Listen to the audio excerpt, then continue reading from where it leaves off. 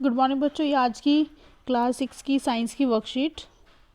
आज की वर्कशीट में हम जानेंगे पौधों के बारे में कि पौधों पे की जो पत्तियां होती हैं उनकी संरचना, जो रेखित संरचनाएं होती हैं वो किस तरह से होती हैं, उनको क्या कहते हैं और वो कितने प्रकार की होती हैं। तो पत्ती पे रेखित संरचना को हम शिरा कहते हैं। पत्तियों में दो प्रकार की शिराएँ पाई जाती हैं। पहला है जालिका शिरा विन्यास, जिसमें शिराएँ मध्य सिरा के दोनों ओर जाल जैसी संरचना बनाती है। दूसरा है समानांतर शिरा विन्यास, सिराएँ एक दूसरे के समानांतर होती है। अब यहाँ पे ध्यान से देख सकते हो, ये जो पत्ती है इसमें देखिए जालनुमा स्ट्रक्चर है, लेकिन इस पे क्या है, जो शिराएँ हैं वो क्या है, एक दूसरे के समानांतर है। ठीक है, तो हम इसको कहेंगे जालिका शिरा विन्यास। और इस पत्ती को हम कहेंगे, इस पत्ती हम कहेंगे किस तरह का विन्यास है, इसमें समानांतर शिरा विन्यास है, क्योंकि जो सिराएं वो क्या है, समानांतर रेखा की तरह है। यहाँ पे जालनुमा संरचना है, तो ये हो जाएगा जालिका शिरा विन्यास, ये है समानांतर शिरा विन्यास। ये जो समानांतर जो शिरा विन्यास हो, जनरली आपने देखा हो, जो गन्ने की पत्तियाँ होती है उसमें होती है, केले की पत्तियाँ होती है उसमें होती है। लेकिन जो जालीनुमा है ये ज़्यादातर सभी पौधों में पाई जाती है। गुलाब हो गया, गुड़हल हो गया, गेंदा हो गया, तो इन पौधों की पत्तियों में जालिका नुमा जो सिरा विन्यास है वो पाया जाता है। अब आगे देखते हैं।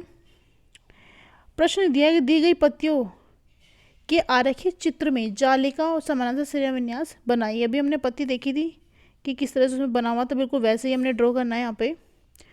तो ये इसमें बनाएंगे हम सबसे पहले जालिका। तो जालिका में क्या, जाल जैसी स्ट्रक्चर बना देंगे इस तरह से, इनमें से आगे जो है सिराएँ निकली होती हैं, तो ये हो गया जालिका। अब बनाएंगे समानांतर। तो समानांतर में क्या होती है, जो सिराएँ होती है वो क्या हो, समानांतर होती है। तो ये इस तरह की ड्रॉ करनी है, जैसे ये पत्ती है, ये पत्ती है जैसे, तो उसमें जो सिराएँ कैसी होनी चाहिए, ऐसे समानांतर, तो ये हो जाएगा समानांतर सिरा विन्यास। नेक्स्ट है प्रश्न 2, नीचे दिए गए कथन सत्य या असत्य है, ये हमें बताना है। तना जल का संवहन करता है, बिल्कुल करता है। जो पौधे क्या होते हैं, जड़ों से क्या करते हैं, ये जड़ है, ये तना है, यहाँ से पानी लेते हैं जड़ से, बाद में तने की सहायता से वो बाकी शाखाओं में पत्तियों तक पहुँचता है। तो ये बात बिल्कुल सही है, तो ये हो जाएगा सत्य है। नेक्स्ट है, नींबू के पौधे में शाखाएं तने के आधार से निकलती है, बिल्कुल सत्य है, क्योंकि नींबू का पौधा किस में आता है, झाड़ियों में आता है। कि नींबू का पौधा क्या होता है, एक प्रकार की झाड़ी होती है, उसमें क्या होता है, जो ये तना है यहीं से ही शाखाएं निकली होती हैं, आगे फिर पत्तियां बनी होती हैं, यहीं से शाखाएं निकली होती हैं। ठीक है, तो ये बात बिल्कुल सत्य है। सी, प्रकाश संश्लेषण के द्वारा कार्बन डाइऑक्साइड गैस निकलती है, नहीं, ये भी क्या है, असत्य, क्योंकि कार्बन डाइऑक्साइड गैस नहीं, ऑक्सीजन गैस निकलती है। डी पार्ट, टमाटर के पौधे का तना मोटा और कठोर होता है, ये भी क्या है, बिल्कुल असत्य है। टमाटर के पौधे का तना कठोर नहीं होता और ना ही ज़्यादा मोटा होता है। ई, खरपतवार नुकसानदायक नहीं होते, ये भी क्या हो जाएगा, असत्य है, क्योंकि नुकसानदायक होते हैं। हम जो फसल बोते हैं उसके साथ बहुत सारे एक्स्ट्रा में जो पौधे उग जाते हैं, वो क्या करते हैं, जो हम खाद पानी अपनी फसल को देते हैं वो उसका उपयोग कर लेते हैं और बड़े हो जाते हैं, हमारी फसल को उतना पोषण नहीं मिल पाता। तो ये हो जाएगा असत्य।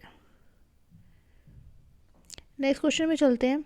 दिए गए चित्र, पेड़ से शब्दों को चुनकर खालिस्तान भरना है हमें।